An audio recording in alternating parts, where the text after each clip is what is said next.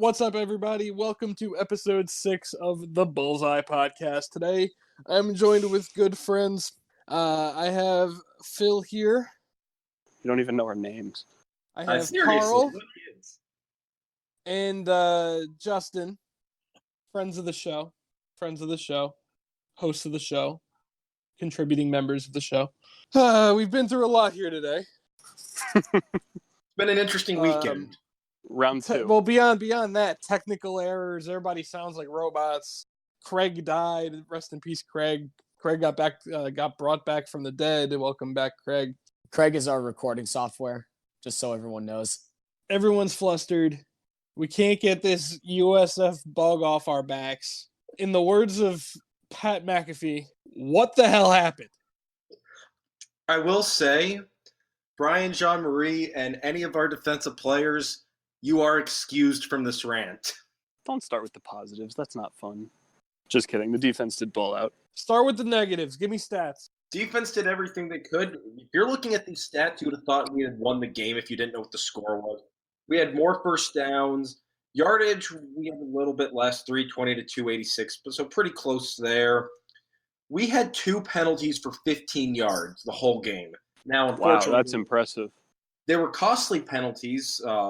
One was an intentional grounding that took us out of field goal range at the end of the half, and the other one was a roughing the kicker that extended a drive in the fourth quarter. But other than that, they looked all right. Jordan McLeod, 23 of 38, 225 passing yards and a touchdown. The poor kid was running for his life the whole game and took 9 sacks. Oof. 9 sacks. So part of that is on the fact that Donovan Jennings, our best offensive lineman, went down in the first half, and in the second half, his replacement went down as well. So you have that going on. Doesn't really excuse the fact that 9 sacks happened. Even the replacement's got to do better. Well, and you've got a scheme against him. And let's just say for the sake of argument, McLeod isn't as shifty as he is. That's probably 12 or 13 sacks, because how many times did he break a tackle or just use his God-given athletic ability to run away from a sack? You've got to do that both ways, though. You've got to do that both ways because he doesn't scan the field very quickly compared to a lot of true quarterbacks that just feel the pressure and feel the guys running open. I think some of those are on him. Not all of them, obviously. I swear, on a few of those plays, McLeod reminded me a lot of Q. Young Q, early Q, but still Q. Without the getting away, the the looking downfield, to making a pass that's going out of bounds. The important big clutch plays that Q made, I saw a lot of that on the field. And it could have just been nostalgia for actually seeing a first down. Or just having a quarterback in general who can move, it's nice. I wish McLeod wasn't in this situation. I wish McLeod was coming in, having come off, I wish he was taking over the team at a point where we had just graduated Blake Barnett, who had a good run with USF, and was the second coming of Q, right? He doesn't get to do that. He doesn't get to have that. He gets this cockamamie offensive scheme where he's just supposed to make things happen and no one helps him. What if he even just had one more year with Tyree, the guy who just gets open and just catches the ball? I'm not even sure Tyree can help. Guys, this isn't fair. You can't abscond McLeod of all of this. I mean, really, we're saying we wish he could play with these guys. Remember the offensive coordinator we had last year? We can't say cockamamie offensive system. This is a guy who broke every record in D2 college football.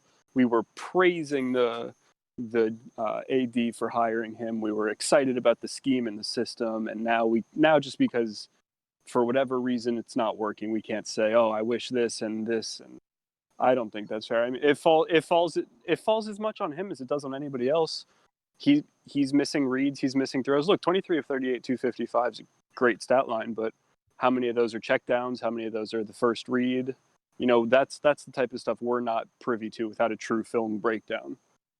Sure, on paper the numbers are good, but I mean, we scored 7 points. I don't care what his stat line says. We scored 7 points. That falls on the quarterback as much as anyone else. No, 100%. 100%. I agree with you. What I'm really feeling though is I still don't know who our offensive coordinator is. Is it Kerwin Bell, who has all these awesome numbers and has these great schemes that we heard about, or is it Charlie Strong strangling everything? Yeah, well, and controlling everything, and making it so that we have this. Because we've all seen flashes, some of these end arounds, there's all kinds of interesting things woven in here and there, but a lot of it is really easy. A lot of it's a million different things. I'm not entirely convinced Kerwin Bell is running this offense, or no, it feels like Strong's got his finger on the pulse. right. I'm with Ryan here. It's Charlie's still interfering with the offense somehow. And because Justin and I, at one point over the summer, just went through and broke down Kerwin Bell's style with the championship game. Yeah, the championship game. This doesn't look like that style whatsoever. Does it, Justin? No, and again, I like McLeod. I think he's a good ball player, so I don't mean to sound like I'm piling on. But that quarterback could sling it that they had. And I'm not saying McLeod can't. I don't know if he can or can't yet. We haven't completely seen it. He feels safe to me. He feels scared to push a ball into coverage, which could be coaching, could be a young quarterback, could be a combination of both, telling him, look, get the completion, live to see another down, which to an extent is true. But I mean, when we were breaking down that film, Carl, that quarterback was flinging that thing all over the field into tight windows. And I don't see McLeod. One, I'm not convinced of the arm strength, but that's not my point. I'm just not convinced that he sees the field necessarily as well as he could. Now, I don't want to only blame McLeod. I do think there are scheme issues here. I feel like we went horizontal a lot this week. But yeah, so basically that's my point. I like McLeod, but I'm not entirely convinced. And this is there's no real way for me to bring this up while making it sound better or worse than I'm meaning it. So I'm just gonna say it. One of our prospects in this recruiting class is a quarterback out of Valdosta, Georgia, who was in Valdosta last year, and who's recruiting the Valdosta area. And I don't have this stat line on me, but in the playoffs from Georgia, he put up some pretty wicked numbers. So I'm just curious. You better hope he stays with this class right now, because he just got an offer from Utah. Oh, Mark Harlan. But sorry to jump back in just because I'll be out of here in a minute. I do like McLeod, and to defend him, I do think he looks good. And one thing that I think is really telling, in the games that Barnett started and McLeod came in relief, and then in the first couple games, maybe it was just the first game, I can't remember off the top of my head, our jaws were on the floor when this kid came in, and they were running these RPO style plays. They were running these options. They were running all kinds of things where the ball was out of McLeod's hands quick, and we were all like, oh, Barnett's done. He's never getting the job back. And now we're a few weeks later, and nobody's convinced. So I don't know. Read into that what you will. It feels to me that he's regressed, not progressed. And I mean, maybe put the injury caveat on that, but I don't know. When that kid first came in, we were all like, yep, there's our quarterback. Barnett can take a seat. Yeah, no, I agree with you. Since you're about to leave us, let's do predictions now. Okay. We've got Cincy this week, right? Number 17, Cincinnati. I think we go down big. I think 31-10 we lose. I don't think we have the ball long enough. I think the defense plays well again, but I mean, they're going to have 35, 40 minutes of the ball, and I think they're just going to end up breaking out of pure exhaustion, basically. I don't know. Until I can see this offense string some drives together and stay on the field for more than a few plays at a time, I can't predict us more than 10 points for the remainder of the season. Phil?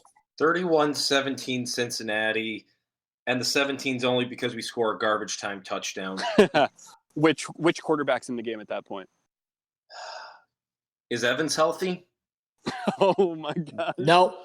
I don't even know. So let's just have a little fun. The defense is gonna do what they can to keep them in the game as long as they can. They're gonna get exhausted, and McLeod looks okay, but the scheme keeps going horizontal, and he throws a touchdown in the last 2 minutes. And Charlie keeps all his timeouts in his pocket. Carl? 42-3. 28-0 at half. Ooh. Ow. Ryan? That hurts my soul a little bit. I'm going to outdo you one, Carl. Oh, no. 35-0. I can get behind that, honestly. Ooh. We get our shit stomped. Charlie gets fired in post-game. That was my Baby. next question. Is this it for you guys? Is this it? It's it, man. For me, I mean, okay. We had a conversation earlier today. If we miraculously win this game, Mm-hmm. I believe Charlie Strong, after beating a ranked team, will be allowed to have his third and final year next year, which economically makes sense for USF. Yeah.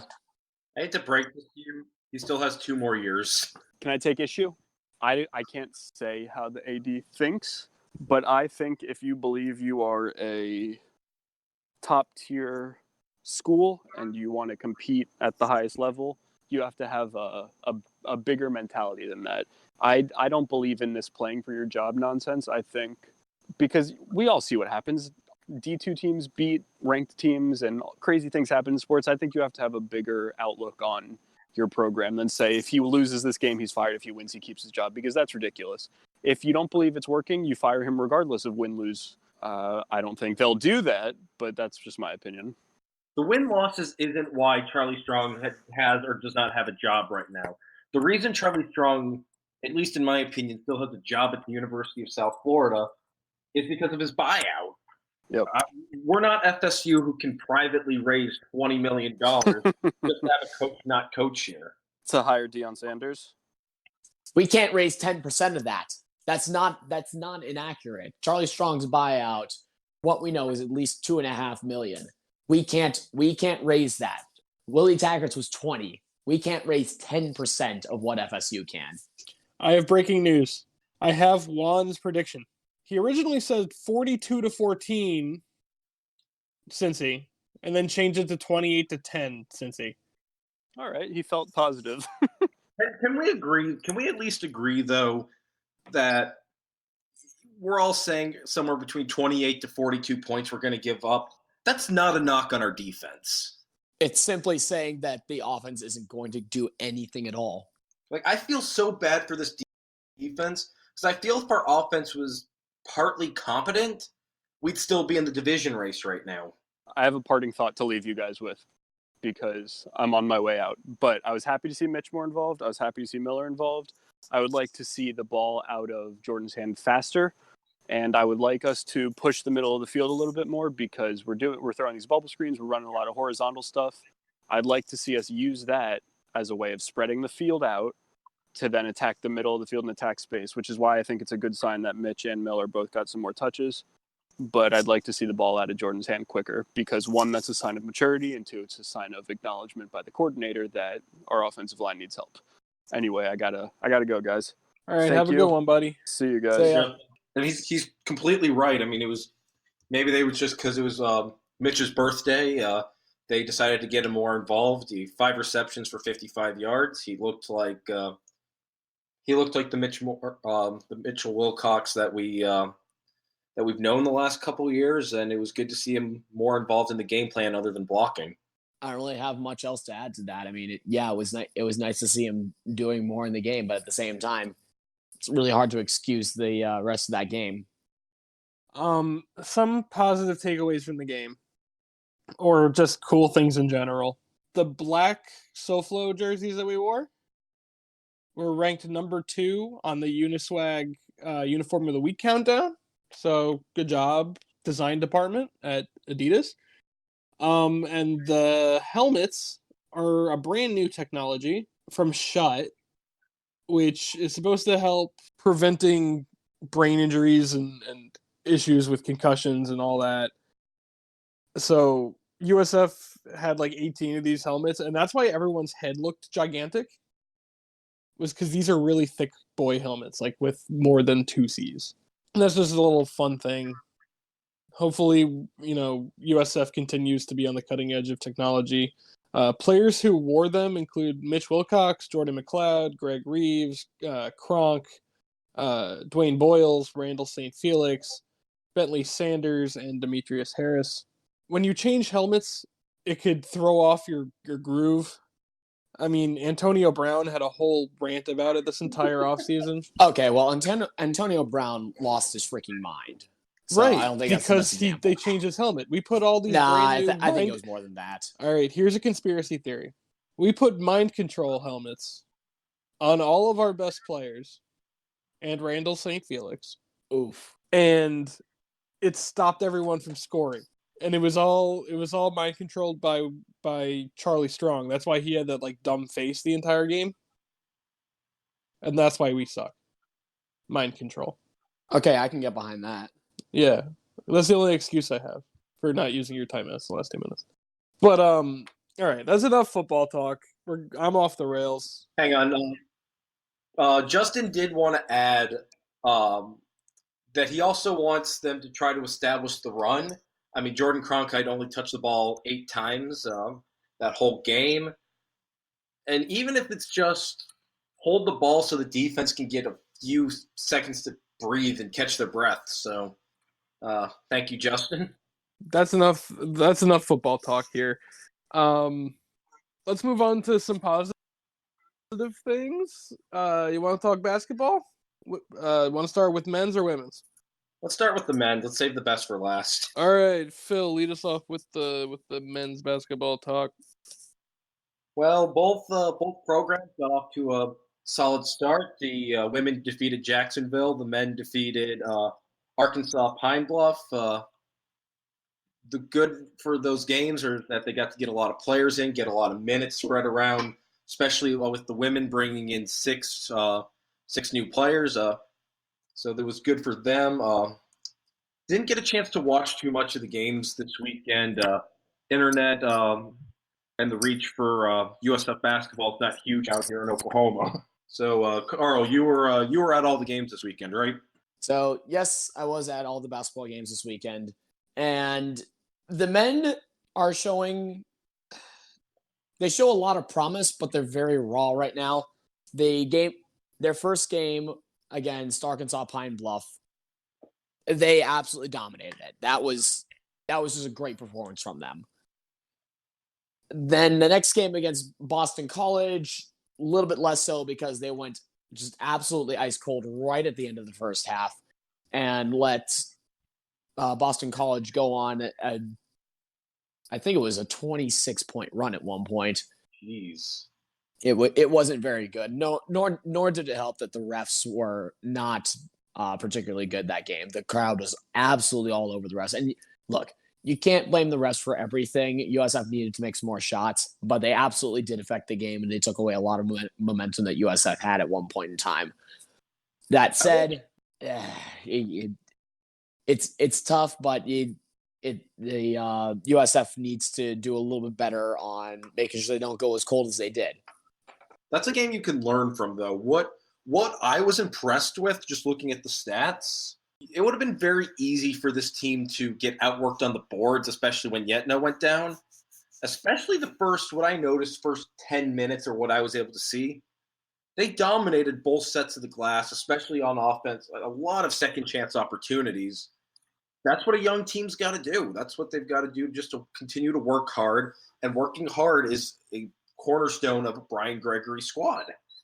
So Maratevich was very, very good grabbing balls. He was dominant underneath the glass when it came to getting that ball and getting it away from Boston College. Unfortunately, he couldn't really get too much on the board. And something else that's going on with the team is that if one of our big guys one of our star players gets into foul trouble early, we're in problem. We're gonna have problems. Justin Brown got 2 quick fouls very early in the first half, and he had to come off the floor pretty much for the rest of the half. And suddenly it's like, oh, shoot. There goes one of our biggest outside threats. What are we going to do now? Unfortunately for us, David Collins did step up. He had an absolutely fantastic game, which good because it made it for the fact that LaQuincy Rideau didn't have as good of a game.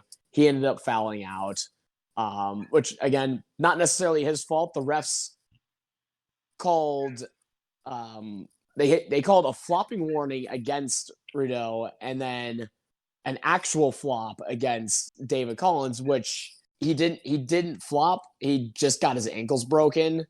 So it's like, I'd rather just admit, yeah, I got my ankles broken than get pegged for flopping like that. It's like, yeah, no, he didn't flop. He got his ankles broken. It's a little bit more embarrassing, but it is what it is. So, but apparently, according to the NCAA, getting your ankles broken is now illegal. So there's that. Yes, I am still bitter. Sue me. So, in one of our favorite segments on this show is the debate of free throw percentage versus turnovers. Fortunately, Tyler's not here to debate this today. But the Bulls went 10 of 18 from the charity stripe. So that's 55.6%, and gave up 20 turnovers. I do want to point out though that the Bulls forced 27 turnovers and it had 18 steals. So yes, USF does need to turn the ball over a little bit less. I think that's the bigger problem right now. Free throws are looking better. Obviously, get it at least above 60%. Make 2/3 if at all possible. But turnovers do seem to be a little bit more of a problem for this team right now, unfortunately. The biggest problem with this team is they're trying a lot of things that aren't quite working out, which, again, I already said it once. I don't mind that they're trying some things and that they're not working out. Feel free to experiment so that by the time we get into conference play, these things are working. The team knows what's going on, and we'll be able to actually get everything going the way we want it to. That said, it is a little frustrating to watch at times. Looking at the stats, this seems like a loss that the team can learn a lot from because Boston College is a quality opponent. Yes, Boston College is probably going to the NCAA tournament. So yes, we're going to learn a lot. We're going to learn a lot from this going forward. BC is going to be one of the best opponents we face this year. It was a good test for the beginning of the season. It was a very good test for the beginning of the season. Yeah, we hung around for most of the game. At one point, you start to realize, okay, the comeback's not going to happen. But it was never completely out of the question until it was. USF led for most of the first half until suddenly they just went cold from the field. A couple bad calls from the refs completely changed the complexion of the game, and that was that. We do have to do a little bit better at being mentally tough, making sure that these calls don't rattle us like that because, yeah, they definitely got to us. The players were fairly agitated. The crowd was furious, but you can't control the crowd. The players were clearly agitated at everything that was going on, and this is when you have to sit back and say, okay, they're going against us. There's not a lot that we can do about this. Let's focus on the things that we can control, and the things we can control are making sure we get easy shots in. David Collins had 2 breakaways in the first half that he missed, and I don't know how, and it was really embarrassing, honestly. He missed 2 very, very easy layups that he gets 99% of the time. I honestly didn't think it was possible for him to miss them, but then he did. So everybody, you know what? Here's the thing with the beginning of the season when it comes to basketball. Any team, NBA or college, you're going to have some things to iron out. You're coming off a long off season. Granted, they did have some international games, but when you're playing a school like Boston College and it's the second real game of the year, your first real test of the year, and your blood's boiling a little bit, you're overhyped, and it's the beginning of the game, I don't blame anyone for missing 2 layups. I know it sucks, but you won't see those misses even against Loyola. Hopefully you don't see them against Furman. I've talked too much shit about UCF losing to Furman in football to lose to them in basketball. I think we're going to be fine. I think David Collins will find his stride. If it he'll probably put up 700 points against IUP or however fucking pronounce that. And the best part is looking at all this. If there's anybody who's going to fix this, it's Brian Gregory. I've got no doubt that they're going to get that cleaned up, and we're going to continue to roll. Especially, it's a lot. What I personally liked seeing is I saw a video right before the game of every single person on that bench coming up to Alexis Yetna on the sideline while he's sitting in a wheelchair, just to, say hello, make him feel like he's part of that team. So that just shows you what kind of culture Brian Gregory's built. Well, I mean, he is part of the team. What do you expect? I mean, you know what I mean. Let's transition, talk a little bit about the women. Carl, we beat anybody this week? No one interesting. Let's see, Jacksonville and, number 15, Texas. They sure didn't look like they were number 15. USF dominated that from start to finish. It always felt like USF. This was really the opposite of what was going on with USF versus Boston College, where you kept waiting for Texas to make that run and get right back into the game, and they just never did. Absolutely dominant performance by the women against a very good opponent. Yes, they were very short on players. They dressed 7. It looked like they had 8 available, but for whatever reason, the Texas coach chose not to put their 8th person in. Against a team with 2 very good big players, USF kept them in check, which was shocking, honestly. The play underneath the basket is something that I thought was going to be a weakness for USF going into the season, but apparently we're slightly better at defending the paint than we really realized that we were going to be. Texas had 2 players that were significantly larger than any USF's roster, except Beatrice Jordo. And yes, they both had double-digit scoring, but they weren't able to take over the game in the way that you thought they might be able to, if that makes any sense. USF is currently 1-0 against Bulls-themed teams. Our next game tomorrow at 7 p.m. is against Howard, the Bison. I'm going to go out on a limb and say USF absolutely destroys Howard and finishes the season 2-0 against Bulls-themed opponents, proving once and for all that USF is prime Bulls. Horns up. USF is prime beef. Prime beef. Can we appreciate...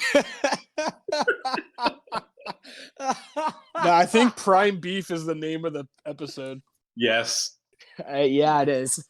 Can we take a second, though, to appreciate the Twitter post of last year we beat Oklahoma, this year we beat Texas, the Red River has to turn green, City of Tampa can show you how.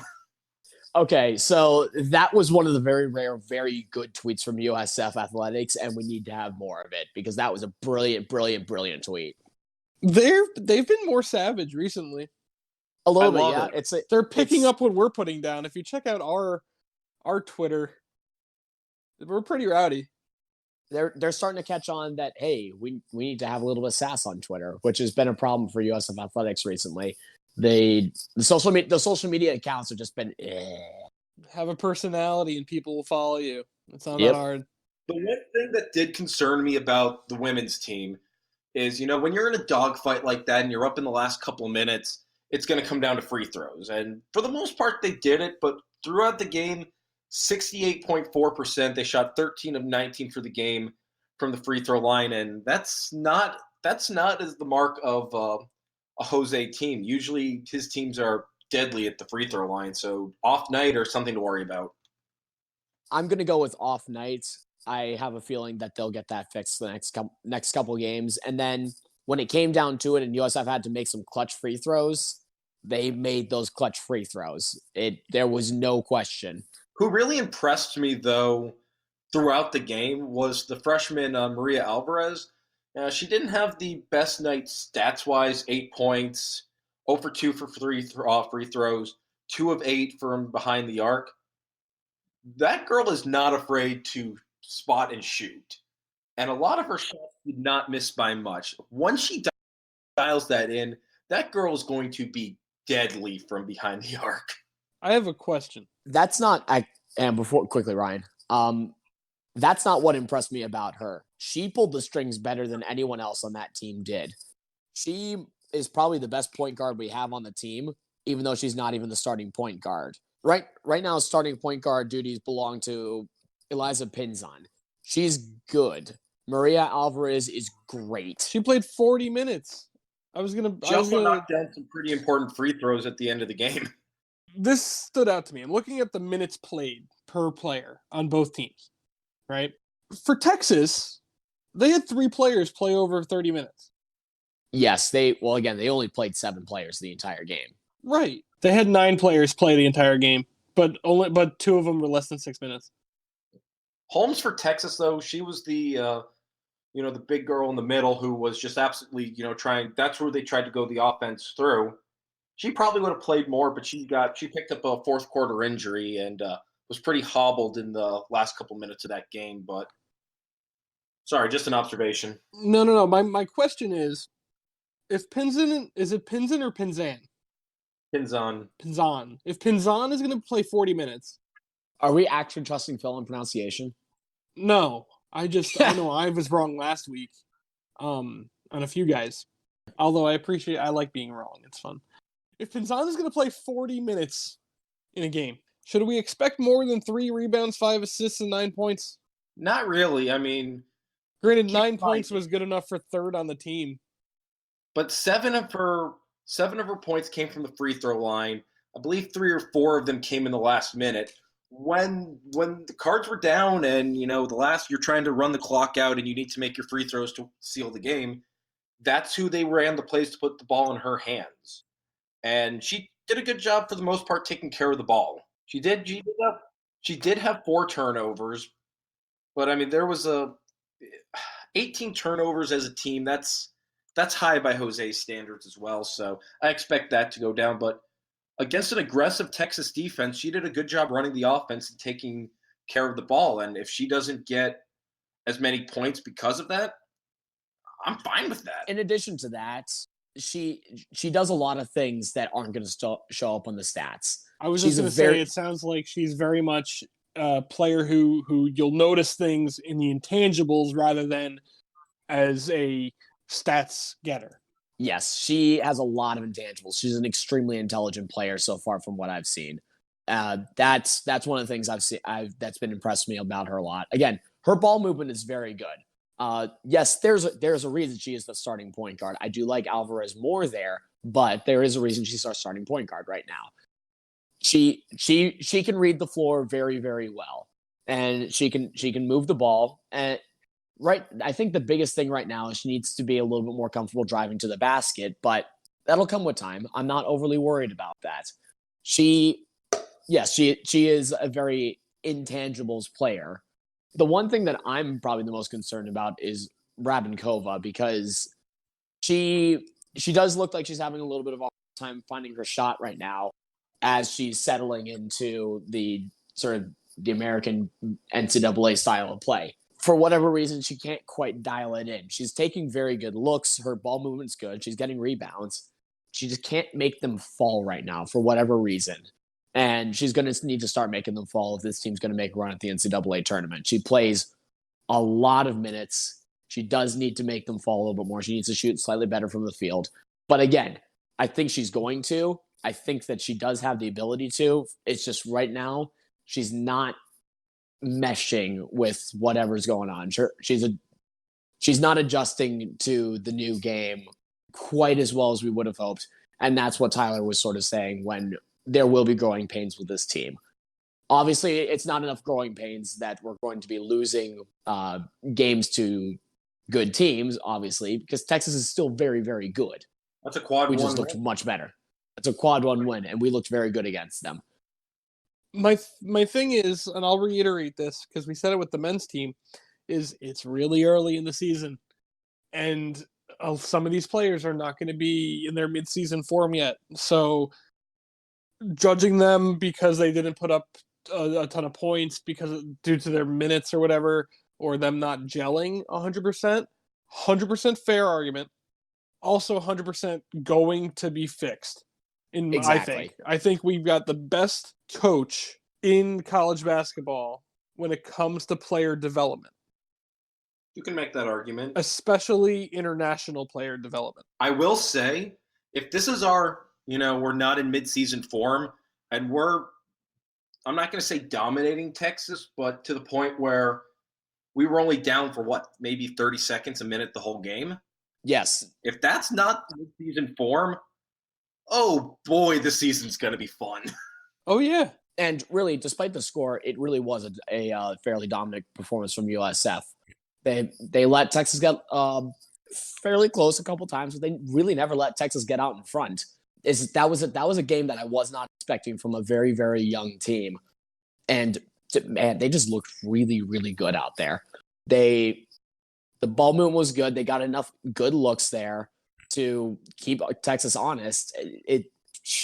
The talent on this team is mind-blowing. It's nothing short of mind-blowing. They look so good out there right now. And the conference went ahead and recognized some of that talent. Anna Pahadic was named Conference Player of the Week by the American Athletic Conference. She averaged 18 points per game over the first 2 games, hit 11 three-pointers. To be fair, I believe 8 of those were against Jacksonville. Let me just double-check the stat sheet. So, yeah, she had three threes in the Texas game, so 8 of those did come against Jacksonville. She shot 44% from the field, though. There's a reason we haven't mentioned her yet, and that's because so that we can give her this sort of recognition right now. This is the player that we thought we were getting before she had a pair of just horrific injuries. Twice she had to sit out the full season. Now she's back. She's back with a vengeance. My God, she looks good. All the tribulation from last season really helped her the most, I believe now, especially with Cindy Harvey still, coming back from some off-season injuries. She had to be the girl last year to lead that team to the WNIT. Now that we're healthy, now that she has the support, she's putting up these numbers. I mean, 44% from the field, that's stupidly awesome. Well, yeah, that's what your star players are supposed to make big plays in big games. She stepped up, and it seemed every time Texas got on a roll or hit a big three, she had 3 threes in that game. They were all big ones, and it always seemed to come right when Texas was on a run to extend the lead back out to 2 scores. This is something I noticed with both teams. Whenever the opposing team hit like a big three, almost every time, both men and women, they would respond with their own. The men weren't quite as successful at it. But they still managed to get a couple big threes right after Boston College got their big three. That's the kind of response that makes me excited for this team right now. It seems like both teams are pretty mentally tough. So as Ryan said, the women will be playing Howard tomorrow. Then they'll play VCU at home on Friday. So 2, I'm not going to say pushover opponents, but 2 kind of warm-up matches before the main event next Tuesday, where they go to Waco, Texas to play Baylor. That's where we're going to find out just how good this squad is when they play, the defending national champions. I will be at the Howard game. I will not be at the VCU game, however. We're going to have to go on that on stats alone. I am going to be in Gainesville for the USF women's soccer team, who are playing Florida again in the NCAA tournament. Rant incoming. So before we get into Carl's rant, 2-1 win on Friday over that school in Orlando in the AAC semifinals. Got a chance to play number 8 Memphis on their home field, a rematch of the 2018 American Conference Championship, the one that did not go well. And the women dominated Memphis. It was only 2-0, but Memphis didn't get a shot on goal until the 51st minute of the game. Cindy Martinez was never under any real danger, and Evelyn Vienne scored 2 goals in 3 minutes, and the Bulls are your 2019 American Athletic Conference Women's Soccer Champions. Woo! The senior class for the soccer team deserves absolutely nothing less than to go out as conference champions. They have been nothing short of spectacular for the program. And they've probably been the most dominant team on campus that we've had for the last 3 or 4 years since this class has been on campus. They have a ring a season right now for the last 3 years. They won the conference tournament, then they won the regular season, then they won the conference tournament again. Yes, the NCAA, it's like the winning the regular season isn't quite as big of a prize, but Americans are Americans are starting to realize that, hey, winning the regular season in soccer is nothing to sneeze at. That's a lot of games to win. And by God, USF won all those games last year. This year, a little bit less so, but every team they've lost to so far, they went on and ended up beating them in postseason play. I am not always the biggest believer in how Shelty Brown runs this team, but full credit to her, full credit to her coaching staff. This team, this entire tournament, minus one bad moment in the semifinal where Sidney Martinez, elbowed a girl in the box to get a penalty kick. USF was never in any real danger this whole tournament. They came out, they dominated Central Florida. They dominated Memphis. It was 4-1. It very easily could have been a lot worse. Great goalkeeping for both Central Florida and Memphis. But this team, they were on a mission to reclaim their tournament championship. Credit to them. They came out ready to play, and they looked awesome. I wish the NCAA would have given them the respect they deserved, because they finished with a 14-4 record, finished 24th in the RPI, receiving votes in the coaches poll, and number 11 in the top drawer rankings, which I know the top drawer rankings is a secondary poll, but it's still a recognized poll. And now it's rant time. USF got sent to an 11-8 team who bombed out in the semifinals of the SEC tournament and made it on an at-large bid. There's no excusing that. I understand that USF lost them earlier in the season. I get that. That does not change the fact that USF should be hosting this. USF has been a much better team this season than UF has. And not only that, UF went and lost to UCF as well, and USF has proven that they can beat UCF. It's inexplicable. It's absolutely inexplicable how this team ended up having to go to UF. A team, again, 11-8. USF has a record of what, Phil? 14-4. And I want to go back to that game in August where UF comes into Corbett and wins 2-0. Those two goals were scored on counterattacks. USF dominated about 85 minutes of that game. They just couldn't finish on that particular night. So don't have any inclination that UF is 2 goals better than USF, because that's just not true. USF has run into hot keepers all year during the regular season and then gone on to beat that team in postseason play. So you know what? Fuck it. Fine. It's revenge season. We'll go up to UF and we'll beat them there. Because that seems to be the thing that's going on. I'm confused as to why everybody's so mad about this. Don't we want to beat the shit out of an easy-ass team to get warmed up in the beginning? Here's the thing. USF should not be playing UF. If you really want to go dive in, UF is ranked high enough that they should be playing a much worse team than USF. In a way, this is also screwing UF out of here, because should USF go in and walk all over them, then UF is going to say, we are ranked high enough that we shouldn't have had to play these. What the hell is going on here? Both teams have a very big excuse to be mad about this. Is there an NCAA conspiracy against Florida Man? No, this is the NCAA going in every year and regionalizing tournaments that aren't supposed to be regional. Every single tournament, if it's not men's basketball and you are not an NCAA darling team, don't worry about making a home bid. And if USF a couple years ago had actually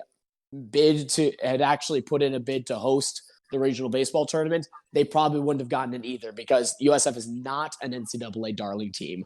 They are not one of those blue bloods. We will not get anything that's interesting.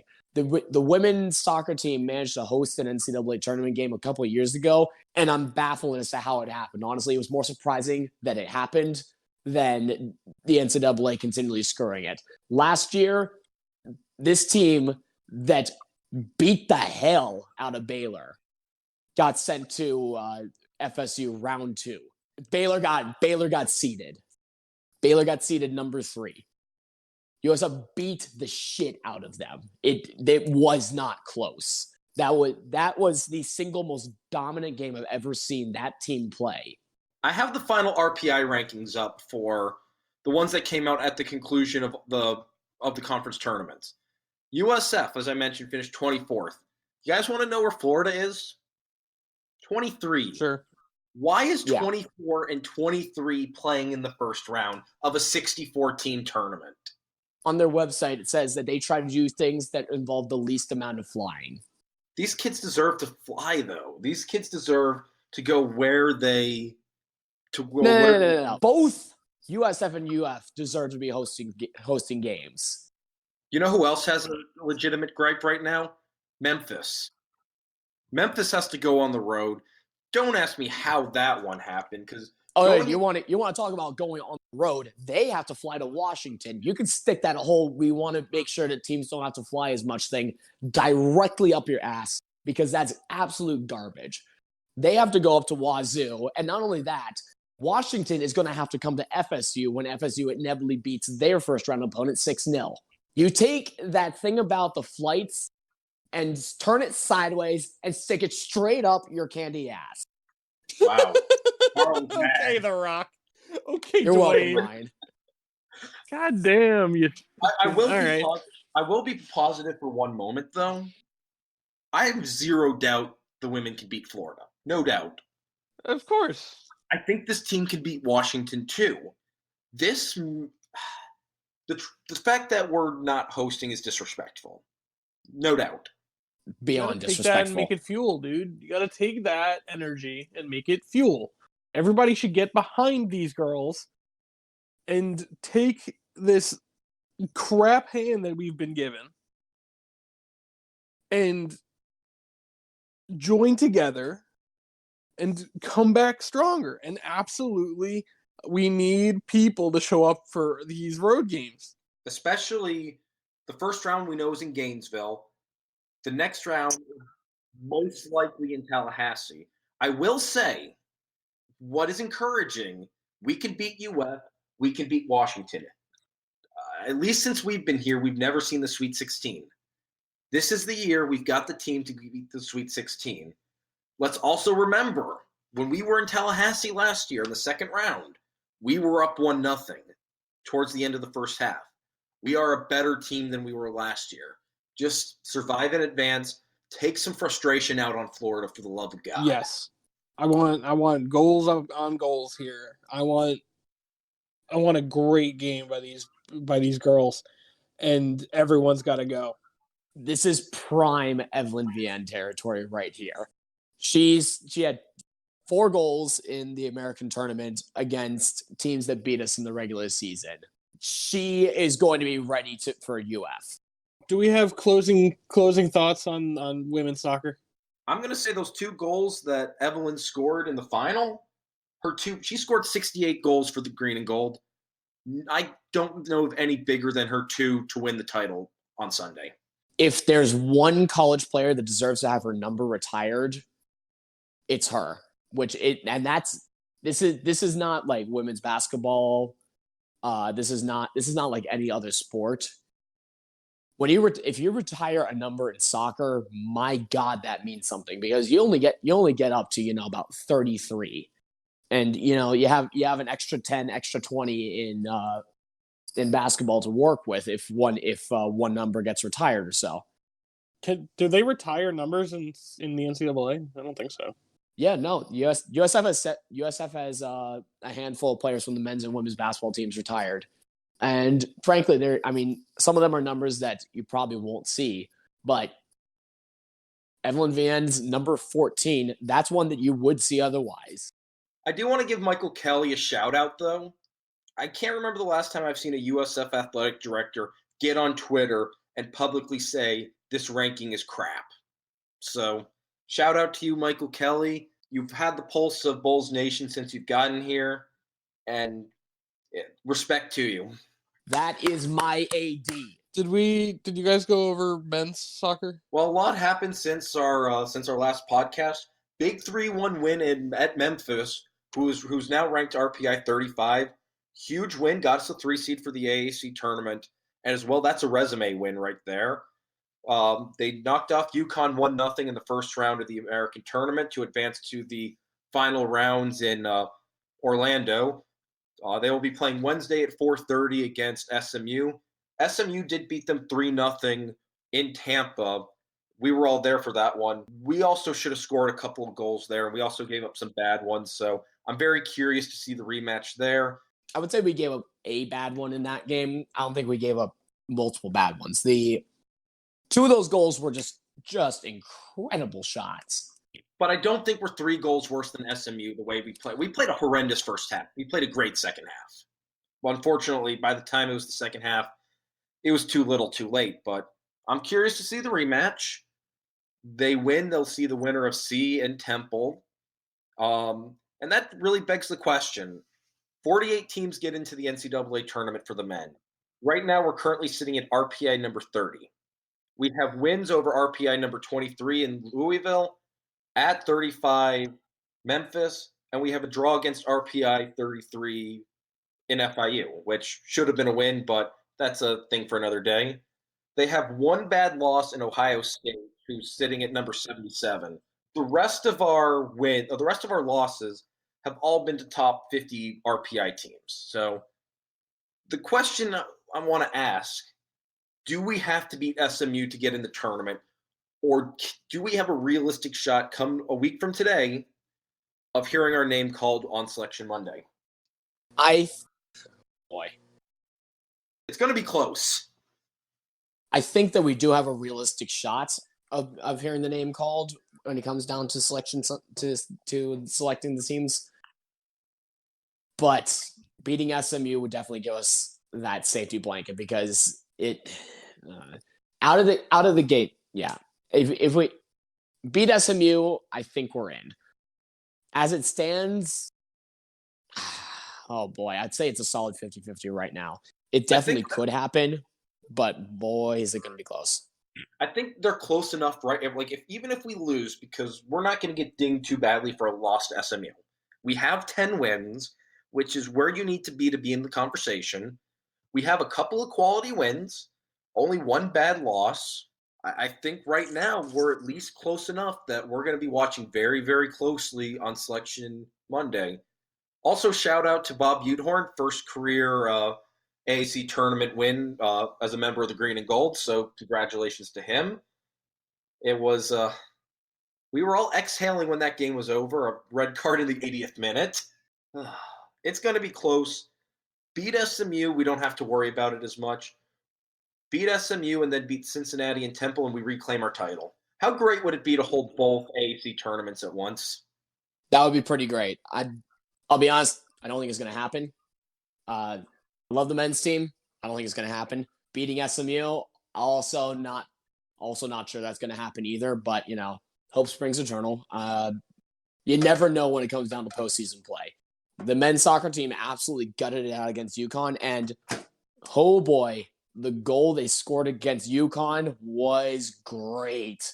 They absolutely clowned the entire back line and the goalie. Bayern Munich would have been proud. They would have been so proud. What's really encouraging for me, where's this Adrian Billhart been the last 18 months? He's been incredible. The goal that Adrian ended up scoring was a tap-in. It was one of the easiest goals he'll ever score in his life. There were 3 players charged in the box for USF, and you had three defenders for UConn in the box plus the goalie. It's pretty much a one-on-one situation, but the center attacker for USF, and I'm sorry I can't remember the names right now because the ball moves so quickly through the box it was hard to keep track. The first player, he could have just shot it by himself, and he would have had a pretty good chance. But no, pass it to the left side of the box to another open player who, again, wide open, could have played it straight in on the ground. It had his pick of the entire net. No, passed it back all the way across the 6 to the right side of the box where Adrian was, and then Adrian ended up blasting it all the way to the far post anyway. They absolutely destroyed the back line, and it was phenomenal. It was absolutely phenomenal, and that defensive line needs to feel all the shame of the world because, my God, you should have cleared that out. I don't know how you didn't. Embarrassment. Absolute embarrassment. That's enough for the current sports. I have a question for you guys, though.